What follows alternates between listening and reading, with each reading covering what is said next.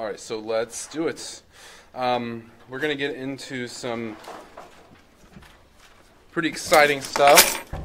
A lot of this class is sort of foundational. We spend the first half of the class just laying the groundwork for the things that we do going forward. And so once we get into like modules 6, 7, and 8, that's when we start to actually be able to apply a lot of the stuff that we've been accumulating up to this point. So I defined random variables in our last module when we talked about discrete random variables, right? And so a random variable, this is a variable whose outcomes are determined or dictated by probability. So those are things that you can't predict ahead of time, but they do have, certain things are more or less likely to occur, right? So an example that I gave you before is like one we considered in the last one would be like number of siblings of a randomly selected person, right? Another one I gave you on the test would be like, it was like number of people in line at the post office. Wasn't that what it was? Yeah, number of people in line at the post office at any given time. Okay, and so the idea is these are random variables because you can't predict like I can't predict how many people are going to, if I walk in the post office right now, I can't predict how many people are going to be in line. It's random. Sometimes I'll walk in there and there's no one. Sometimes I'll walk in there and there's 5 people, right? But some things are more likely than others. You know, it's not likely that I'll walk into the post office and there will be 30 people in line, right? But it is likely that I walk in there and there will be 1 person in line or 2 people or no people. So some outcomes are more likely than others. But these, the ones that we considered in the last module and on the exam, these are examples of discrete random variables. And discrete meaning what? Yeah, it's basically things that can only take on whole number values. You know, things that you can have like none or 1 or 2 or 3 of. Okay.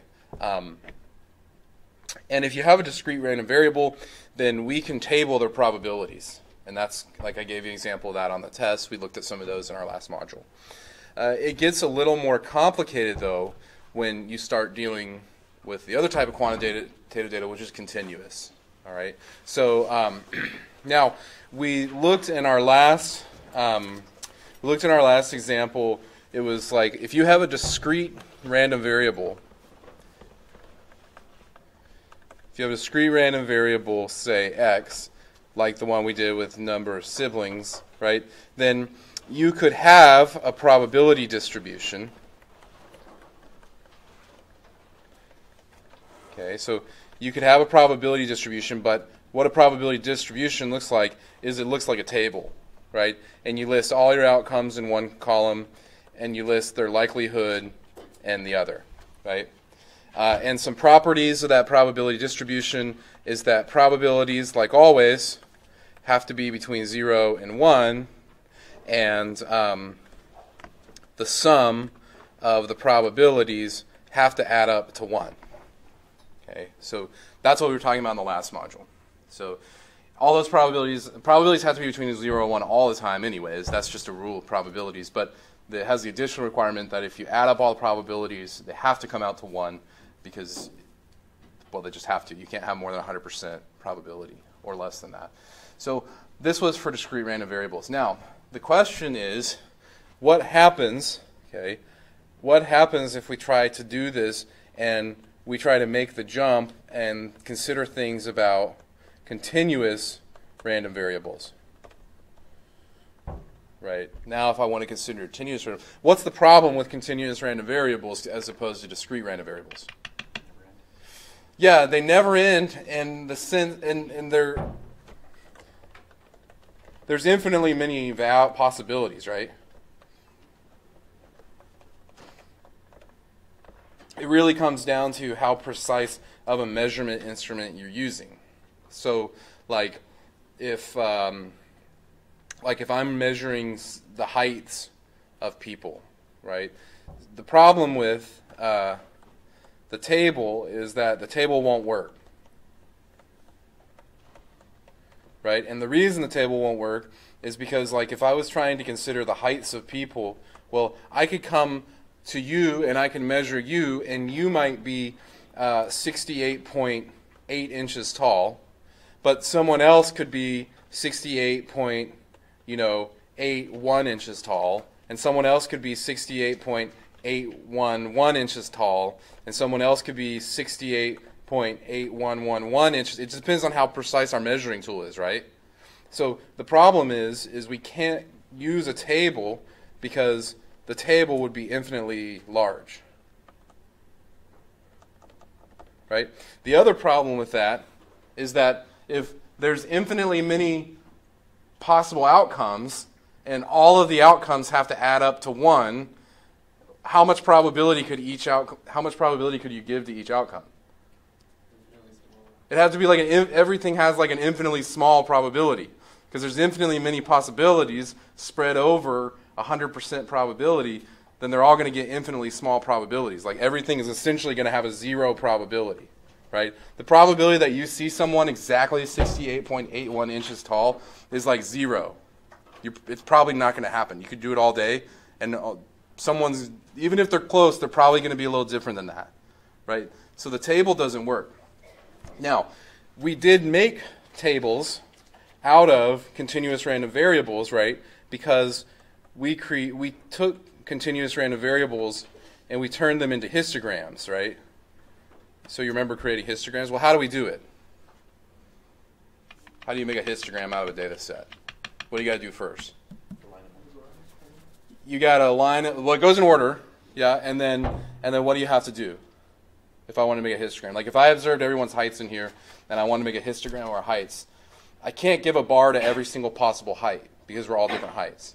Like ranges? Yeah, we have to make ranges or classes or bins, right? And so what we would do is we would split the heights up to, like, I don't know, it'd be like, 50 to 52 inches and then 52 to 54 and so on, right? And we could measure the relative frequency of each of those, like, bins, and then we would turn that into, a histogram. I don't know. The heights would probably be relatively bell-shaped, right? Okay. And if we did it that way, and we did relative frequency, it's not exactly precise, but those relative frequencies would more or less add up to 1 still, right? And we talked about the shape of distributions. And when I was talking about the shapes of distributions, I would oftentimes draw a line around them, to kind of get the overall density. So what happens is it's like if you take more and more samples, you could make these bins smaller and smaller and still make it work, because if your sample size was big enough. And so you can imagine that, like, if we made smaller and smaller bins, eventually the bins would be small enough that it would actually look almost exactly like a continuous variable, sort of like it would just be a continuous line connecting the entire distribution. And so for continuous random variables, we can't use tables, but what we can use is we can use curves that describe the shape of the data. And those curves are what we're going to use to calculate probabilities with continuous random variables. That's the key. Okay? So we're going to use functions rather than tables. All right? Now, we don't have to actually use the functions. I've got tables and stuff I'm going to help you with. But the idea is that curve there, that's called a density curve. That's what we call it. So here's the way for continuous random variables it works. So, like, if you're, for example, let's say we're looking at the heights of, like, male students. Okay. So what we would do is we would collect data, and you would look at the shape of the distribution. You look at the mean and the standard deviation, and then what you would have is, and we did this back with the 68, 95, 99, 7 rule. We use that is we would establish like a bell curve. Okay. So what we're going to use is we're going to use the curve to describe the data, all right, and the data distribution rather than a table. Okay, and it'll have some, mean and some standard deviation associated with it. And actually, we kind of did this already when we were using the 68, 95, 99.7 rule. But we have to retain the rules of probability. And so the way we do that is we scale the curves so that the area under the curve is equal to 1. Okay. So we make our curves, so this curve describes the shape, but we scale the curves to make sure that the area is under 1. That's to retain the part of the probability properties where, the sum of the probabilities have to equal 1. We can't have more than 100% probability under our curve. So that's one of the things we do. And then the other thing that we do is, at that point, once you have a curve that describes your distribution and the area under the curve is 1, then if you want to figure out, so say you want to figure out the probability that your random variable falls between two different values. So say like here's point A and here's point B. If you want to figure out, well, what's the probability you fall under that range, the way we do that is it's equal to the area under the curve between A and B. Okay. So in discrete random variables, we can use tables, and then we can actually see exactly how likely each outcome is because there's a fixed number of outcomes. With continuous random variables, we don't really have that luxury. So what we do instead is we use curves to describe the distribution. We scale them so the area underneath them is 1, and then we can calculate probabilities of falling in a certain range by looking at the area under the curve in that range. Okay. That's the idea. Okay. Now, calculating probabilities under a curve is not a problem. That's sort of a calculus problem, and this is not a calculus-based class, so we're going to have to come up with some other tools to use, but we'll be able to do that. Okay, and we're going to focus specifically on normal distributions because what we'll find out is even though normal distributions don't pop up a lot in naturally in data sets, we can force data to look normal if we want to. It's really easy to force data into a normal distribution. Okay, so this is all sort of just background. Yeah, go ahead. At the bottom left, it says use curve to... Oh, describe the data distribution rather than a table. Okay. All right. So, let's go back and think back to when we were kind of already doing this with the 68, 95, 99.7 rule. We were sort of already practicing this, even though you may not have realized it. Because remember, with a normal distribution, what's true? So if you have a normal distribution, right, so like here's the mean, we found out, based on the empirical rule, if there's some normal distributions have a mean and a standard deviation. They're like entirely defined by their mean and their standard deviation. And we learned, or I told you, that if you have a normal distribution, the mean and the standard deviation have a nice interpretation. In general, right, within one standard deviation of the mean, you'll encounter 68% of a data set.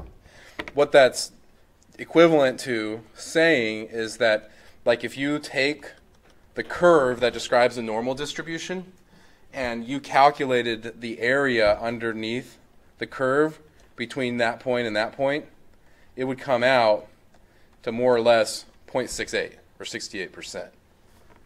That would be literally the area under that curve. Okay, and then we figured out, I told you beyond that, 95% will be within two standard deviations, And by the time you get to 3 standard deviations, you will have covered like 99.7% of the distribution, right?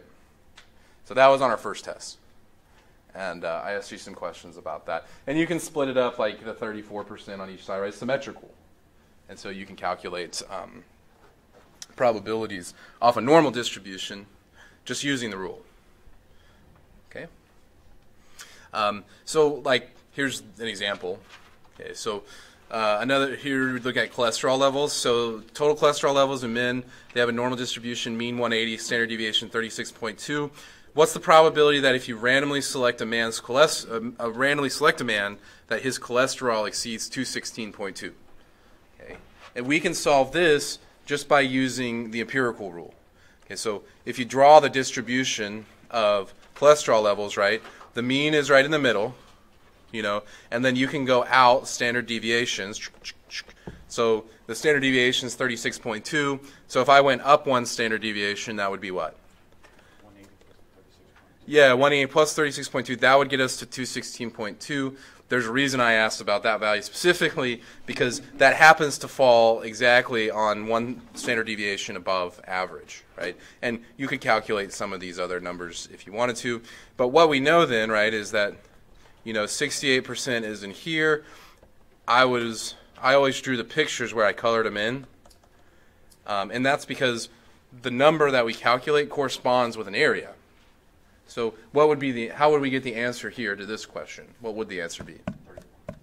34?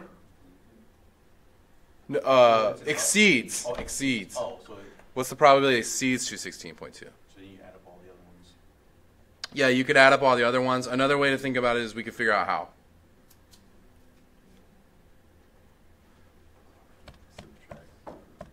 Subtract what? 68%. Right. So if I know that 68% is in the middle, that middle range, well then how much is left for the outsides? So how much is left for the tails? Yeah, it's 1 minus 68%, which is 32%, right? So there's 32% left for the tails, but it's symmetric, so then how much needs to go, how much would be in each tail? You'd cut it in half, and you'd get 16%. So there would be 16% out here. But what's also true, and like we didn't really think about it that much when we were talking about it, but the area of this shaded region is actually equal to 0.16. So you can think of it as a percentage in the sense that 16% of your population is going to be in that range, but percentages can also be treated like probabilities, because if I'm randomly selecting a person, then there's a 0.16 probability they're going to fall up in that range because 16% of my population is up there. Okay? Does that make sense? Okay.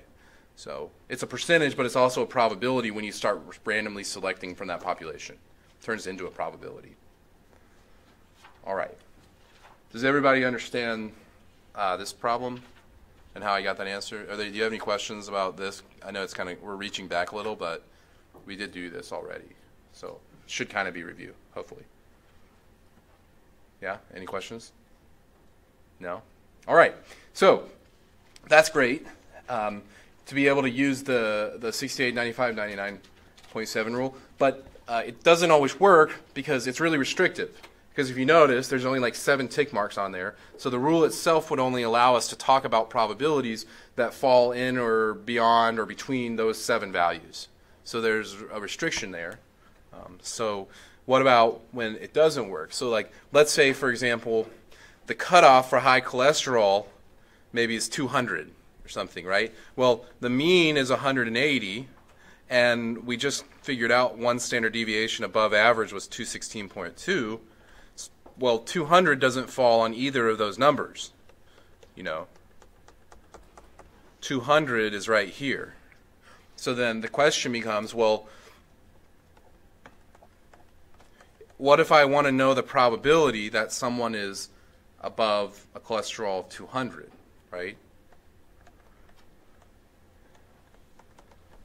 And we could answer that question if we could figure out what that area is. I mean, we know what it's between because 50% of people are above 180 and 16% are above 216.2. So somewhere between 16 and 50%. But what is it? Right? That's the question. And so this is where we're going to need to go back to another concept that we talked about before exam 1, which is going back to the z-score. All right? So we want to go back to the z-score. So that's going to be the key. Okay, we'll figure out how to answer this problem by the end of the module. We'll know how to do that calculation. Okay. So going back to the z-score, what's the formula for a z-score? X minus mu over sigma. So this was the formula, right? So the idea was, x is like an observation. Mu is the mean of the distribution. Sigma is the standard deviation, right? And what does the z-score measure? Who measures? How many standard deviations away? Yeah, it measures how many standard deviations above or below the mean an observation is.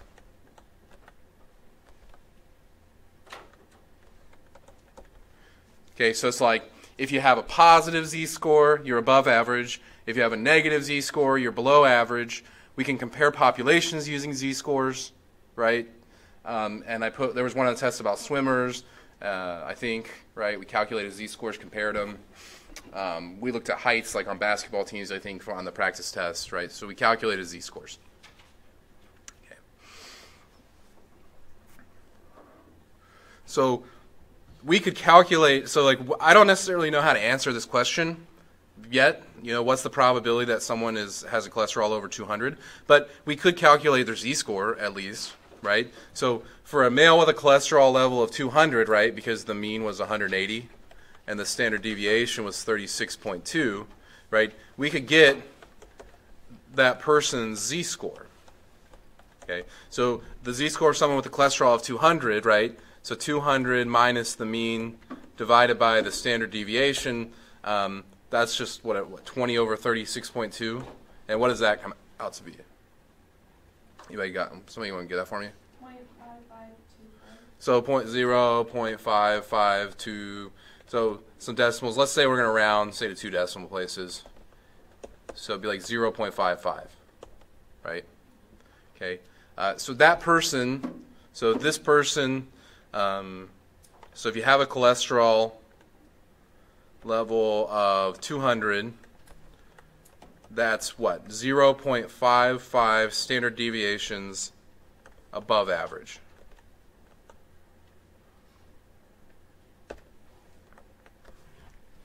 So about a half a standard deviation above average. So it's not that crazy out there. It's not that far above average. Okay. So then why do z-scores matter, or why are they important in this context? And the answer is the z-score standardizes a normal distribution. It allows you to, in the examples I gave you, it allows you to compare men's heights and women's heights. Like I gave you the one where it was 2 basketball players, and you could calculate their z-scores, and you could actually see who was taller relative to their competition. Or the swimmers, you can compare male and female swimmers by getting their z-score and figure out which one of them was more exceptional. Okay? It standardizes normal distributions no matter what normal distribution you start on. That's the key. So what happens is we have this thing called the z-table, and this is what works. This is why it works. So let's say you start on any normal distribution. I'm going to pass you guys out some tables here in a second. Okay? Any normal distribution. So a normal distribution has a mean. A normal distribution has a standard deviation. So we'll just think about that'd be 1 standard deviation, 2 standard deviations, 3 standard deviations, minus 2. Right, thinking kind of back to our pictures from the empirical rule. Now, what happens though if I take observations off of a normal distribution, and I calculate their z-scores. So basically, I take my whole data set, and rather than recording like people's heights or their cholesterol levels, I just record their z-scores. Okay? Because the shape of the distribution isn't going to change. It's still going to look the same. All I'm doing is I'm scaling my numbers down. Well, what happens to someone who's exactly average? What is their z-score going to be? Yeah, someone who's exactly average is going to have a z-score of 0. You can plug it in and see that, right? Mu minus mu over sigma. What's that? 0 over sigma? 0. Right? If you're exactly average, you're no standard deviations above or below average. What about someone who's exactly 1 standard deviation above average? What's their z-score going to be? It's going to be 1, right? And you can check it. You know, if you're 1 standard deviation above average, and you calculate your standard deviations, the mu's cancel out. You just get sigma over sigma, which is 1, right? And you could do the same thing. What about 2 standard deviations above average? 3, and then you go the other way. Okay. So what happens is if you take a normal distribution, if you take and you just calculate everyone's z-score, what you turn up with is you turn up with another normal distribution, but it's been standardized, and it's been standardized to have a mean of 0 and a standard deviation of 1. And so what you've created is what we call the standard normal distribution. Okay. So you can actually force any normal distribution into a standard normal distribution just by looking at z-scores rather than actual values. Okay? And sometimes this is called a z-distribution. And the reason it's called a z-distribution is because you get it by calculating z-scores. And because you can force any normal distribution into a standard normal distribution, what we've done, I say we, I didn't do it, but what statisticians have done is they actually tabled probabilities of the standard normal distribution into something called the z-table. So I'm going to give everybody a z-table, and I'm going to show you how it works. So let me pass these out.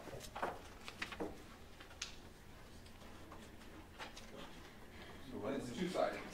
Why wouldn't we always just use z-table instead of doing the normal? We would. It ends up we will always use the z-table. Yeah. But sometimes what happens is you'll have to turn your data into z-scores before you can calculate probabilities.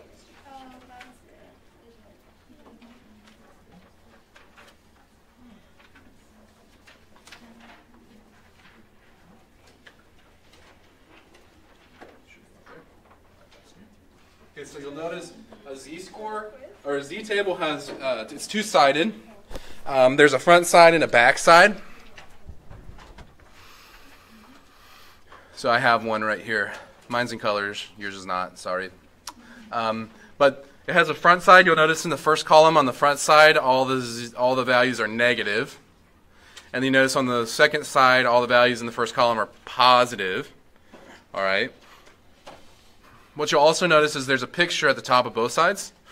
And it says area, and it's pointing to the region underneath of Z. What the Z table does is if you calculate a z-score, or if you have a z-score, the table tells you the area below that z-score underneath the curve.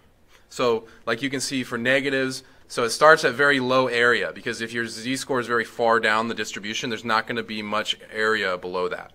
As you go up in z-scores, you'll see these areas start to approach 50%.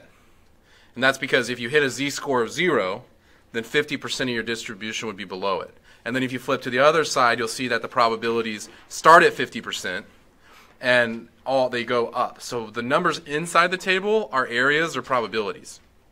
The numbers outside the table come from your z-score. Okay. So z-scores are typically measured or rounded to 2 decimal places to work with the table. The first column is showing you it's showing you up to the first decimal of your z-score. The top row is showing you the second decimal place of your z-score. So I'll show you how it works. All right, so let's say, so to use the z-table, here's how it works. So we're not going to deal with other distributions first. We'll just stick to the z distribution here at first. So let's say I want to know, for example, on a standard normal distribution, you know, centered at 0, because that's standard normal, what's the probability that if you were to randomly pick a z-score, that you would come up, you know, less than negative 1.52? So to be less than negative 1.52, that's the area below negative 1.52. So what we would do is we go into our table. We're on the negative side. And so negative 1.5, that's your decimal. Am I in pen mode? Where's my pen now? I think I can go here. Yeah, right? Here's negative 1.5. So we'll be on that row because that's our first decimal. And it's negative 1.52. So we're going to go down that column. So negative 1.52, and then our answer, does everybody see 0.0643? I don't know, it's not that big on my screen, but yeah, that would be the probability. So it's telling us that the area, okay, the area underneath is 0.0643. That comes off the table, but that area is the same as the probability.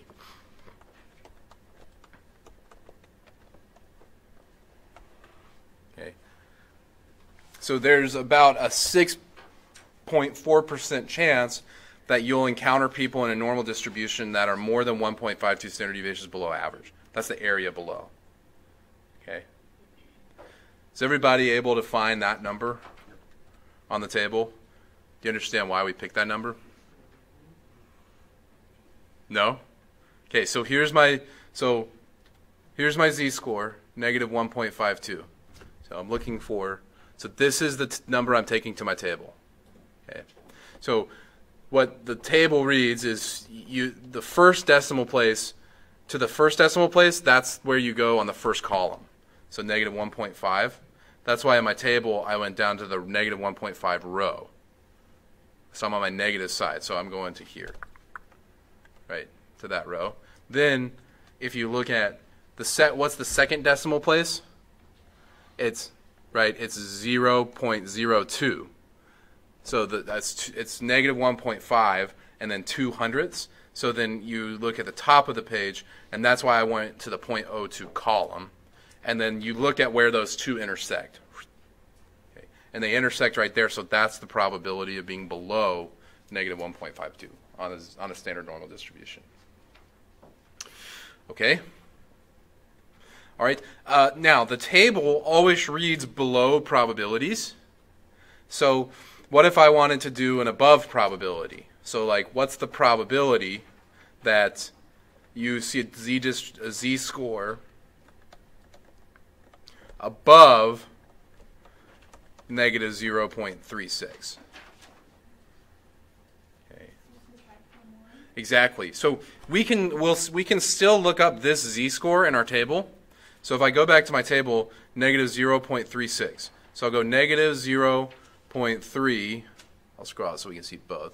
Negative 0.3, we're going to be in this row, and then here's the 0.06 column, right? So if you look at where those intersect, what probability do you see? 0.3594. Okay, but that is the probability of being below that z-score. So the z-score always reads below. But because we know that the area under the curve is scaled to be 1, right, because probabilities have to be no bigger than 1, we can use the complement rule, and we can subtract that from 1 to get the probability above. So that would be what, 6,406? Yeah.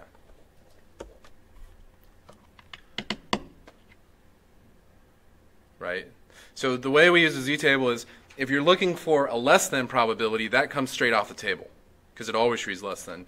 If you're trying to calculate probabilities above, though, then you have to go, you'll do 1 minus. The table will give you the below probability, but you can get the above by doing 1 minus. All right? So far, so good? Okay. What if we wanted to do an in-between probability? So, like, let's say I'm interested in knowing the probability that you find a z-score between, say, negative 2.03, because remember it's always centered at 0, and 0.46.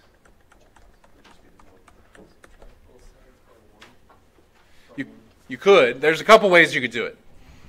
You could figure out like the tails and then take those two probabilities away from one. There's another way to do it that only involves two numbers, though. I mean, I guess that only involves two. But there's a way you can do it without doing 1 minus or anything like that. What could you do? You could just, we'll need we could just get two probabilities. Well, so think about it. So if we look up 0.46 in our table, we could figure out the probability below that, right? And we can look up negative 2.03. Yeah, so what you do is just look up the bigger z-score. That'll give you all the probability below that. Then you can look up the smaller z-score. That gives you the tail below that number that you don't want. And then you just subtract the tail from the big probability. So it's two probabilities, and then we'll subtract them. So we'll have to go to the table twice. So first we'll look up 0.46. So now we're going to our positive side of our table. That's when you flip it over.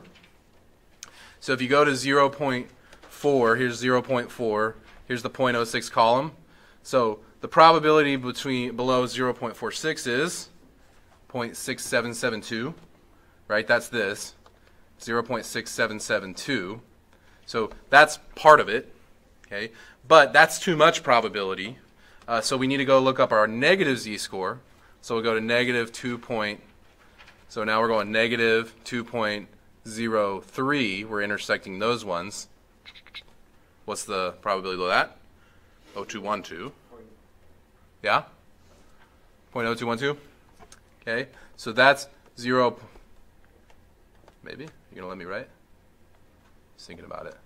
I'm taxing my computer now. It's mad at me.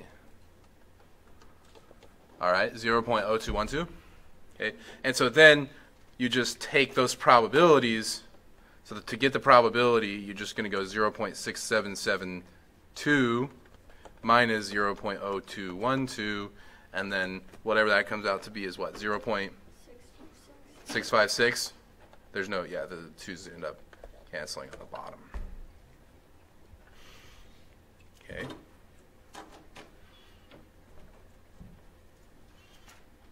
All right. So if you're doing a less than probability, it comes straight off the table. If you're doing a greater than probability, you can pull a probability at the table, but you have to do 1 minus to get the above probability. If you're doing an in-between probability, you just have to look them both up and then subtract their probabilities. So you get the big probability minus the tail that you don't want. Okay. And those three together, I mean, that's the only types of probabilities you can really calculate. Is probabilities that could be greater than, less than, or in between. All right. Okay.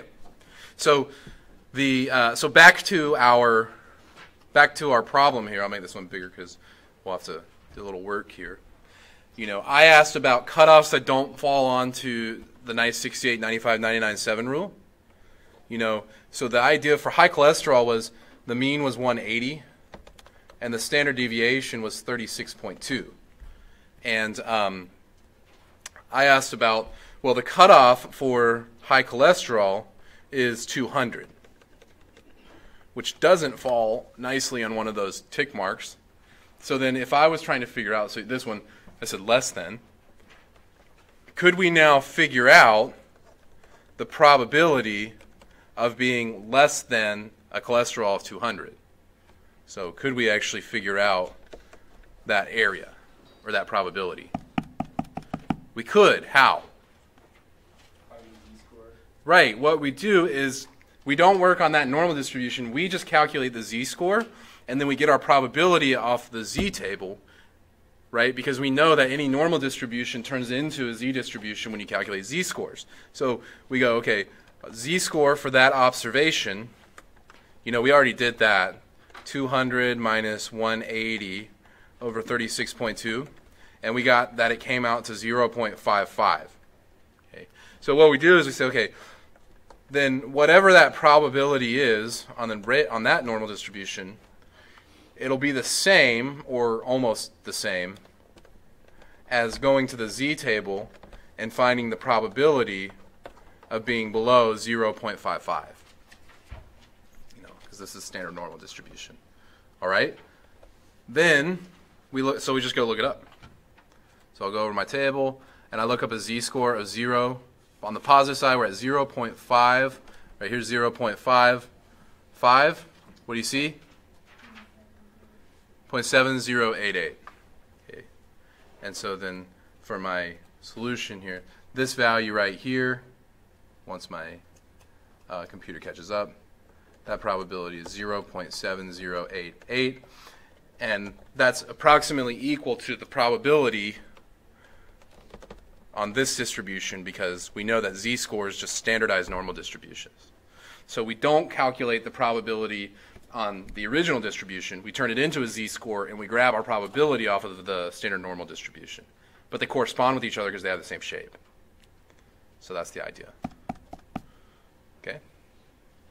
So with the z-score and the z-table, you can actually calculate any probability you want with any normal distribution. It doesn't matter what normal distribution you start on. This happened to be cholesterol levels, but we could look at heights or swim times or whatever, and we could calculate probabilities associated with them using z-scores. Yeah? Any questions about that example? Like where any of those numbers came from, how we've fetched any of those values? If it's at more than 200, we would just do the same thing and then subtract it. Right, so then, exactly. So then if the question was more than 200, then we could know that the answer would be 1 minus that, which would be, what, 2912? That. Yeah, so 70 point something, it's about 70-30 split. 70% would be below the cutoff, about 30% or above. So, all right. Any other questions about that example? All right, so shall we do some other ones? Let's. So in general, I was just going to summarize, right? So in general, if you're trying to find normal probabilities, right, the first step is to calculate a z-score, right? Then you take that z-score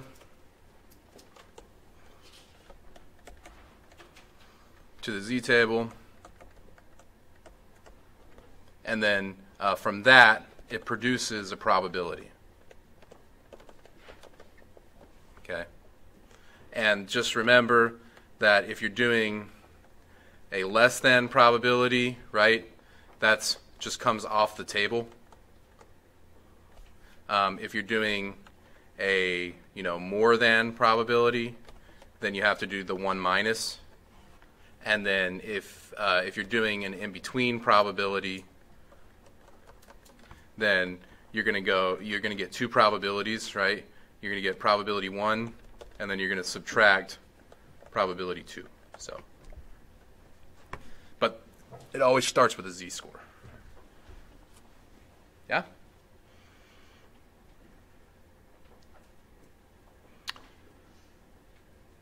Okay. I'm just letting people write it down. It's quiet today. Are you guys mad at me? You are? Yes. You are mad at me? I'm sorry. Okay. All right. All right. So we'll do a couple other examples just to make sure that we kind of have this down. So same idea. What's the probability that their cholesterol exceeds 220? Right? So here's, the normal distribution. I always draw a picture.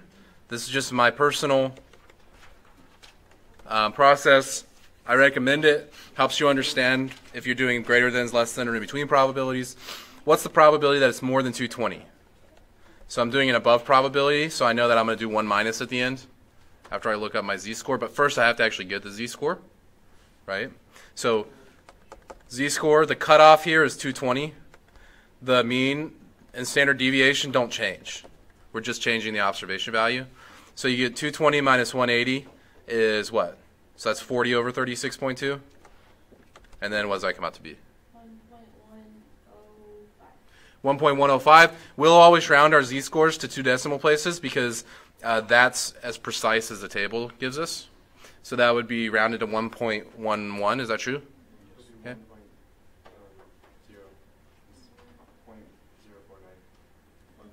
So yeah, we round up 4, 9 to 5, and then the 5 to 5. Wait, time out. What is it? To 5. 1.04. 5. Oh, 9 or something like that? Yeah. Oh, okay. If you're rounding to the hundredths, you don't even care what that value is at all. You just look up at that one. So you'd round to the 3 decimal places. I see what you're saying. Yeah. So, but we just can only round to 2. But don't round the one next to it based on what's being, you know what I'm saying? Like it's not a cascading effect. You just look at the one right next to it. So this one will actually stay 1.10. Sorry, thank you. Yeah. All right. Now, then what do we do with that number? Look at our Z table. Yeah, we pull our Z table. We look up 1.10 on our Z table. So if you look up 1.10 on the Z table, perfect. 1.10. Yes. Perfect. 0.8643, everybody find that on their Z table and see why it's the right probability associated with our Z score. 1.10. Okay, so that is the probability below 0.8643. So then what do we need to do with that number? Yeah, exactly. So But I thought, go ahead. I thought it gives you like above. The table always reads below probabilities. So point. Okay, never mind. Yeah. So it's always below. So that number 0.8643, it's the right answer if you were trying to figure out below. But since we're doing above, we need to do 1 minus 0.8643, and that's 0.1357.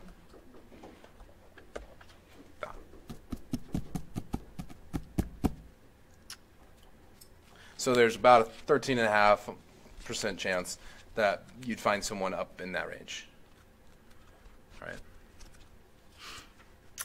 You can actually take advantage of the symmetry of the Z table because technically what's the probability of being above 1.10, if you think about it, shouldn't that be the same as being below negative 1.10? You could just look on the negative side of your table. Look up negative 1.10, and what is the answer? 0.1357. So you can take advantage of the symmetry. It's like if you're doing a tail probability, like a top tail, you could always just go find the bottom tail that's symmetrical to it, and you'll get the answer directly. If that's just one more step that you don't want to worry about, you can just forget I said that. But it will work because the distribution is symmetric. So, yeah. When you subtracted it, I got 0.1353. I feel like maybe you got it off by a decimal point. 0.8634? Yeah. Did you accidentally put 0.08634? Yeah. Oh, okay, yeah. It should be just 0 point. I think you did 0.08643. I put 1 minus Mhm. 0.8647. Oh, so it's not a 7. 8643. Yeah. Yeah. Sorry. That's what came off the table. Yeah. Okay. Any questions on that one? Does everybody understand where all those numbers came from? No mysteries? Perfect. All right. The only other one we didn't do here would be like an in-between. So if we're doing an in-between probability, all we have to do is what? So it's 180, 60 is like 160 is like right here. 190 is just a little above. I'm looking for an in-between probability. Same process, but what do I need to do? Yeah. Yeah, exactly. So we'll have to go 2 z-scores, 2 probabilities, and then we subtract. Don't subtract the z-scores, subtract the probabilities. So so we'll get 1 z-score for our top. So someone who has a cholesterol of 190, all right? And then we'll get the z-score for the lower bound. Someone has a cholesterol of, 160. So the top one, what does that come out to be? 0.28. 0.28 if you round? Yeah. Yeah, other people get that? 0.28, okay. And then this bottom one is what? Negative 0.55. Yeah, we looked that one up on the positive side already. Someone's 20 over. Okay.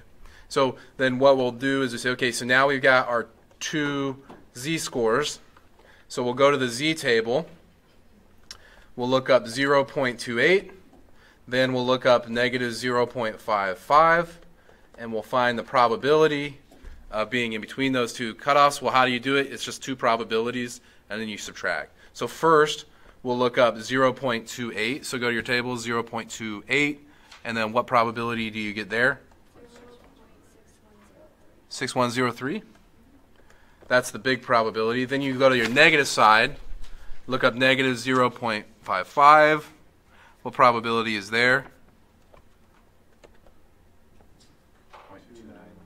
2912.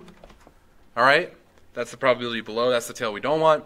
And then we just do the subtraction, and then that comes out to be something. 3, what is it? 3191.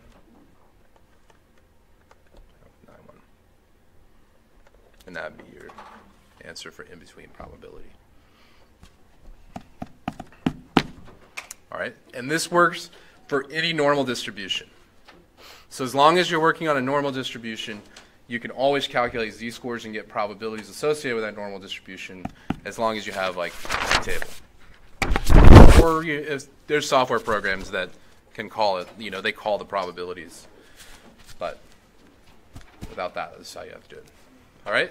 Any questions about this example, about where any of those numbers came from or why we did any of those operations? Okay, I'm telling you guys, it gets easier. All right. Okay, that's a good place to stop. We'll the next part of that module, we can also read the table in reverse, which can be useful, and we'll do that. Yeah. We're going to take the quiz. Quiz. Good question. What is the quiz covering? Let's see. There is one due tomorrow. Let me take a look at it. The one due tomorrow is... Why is mine all out of order? There's one due tomorrow. Let me preview it real quick, I'll tell you. Maybe I'll push it back.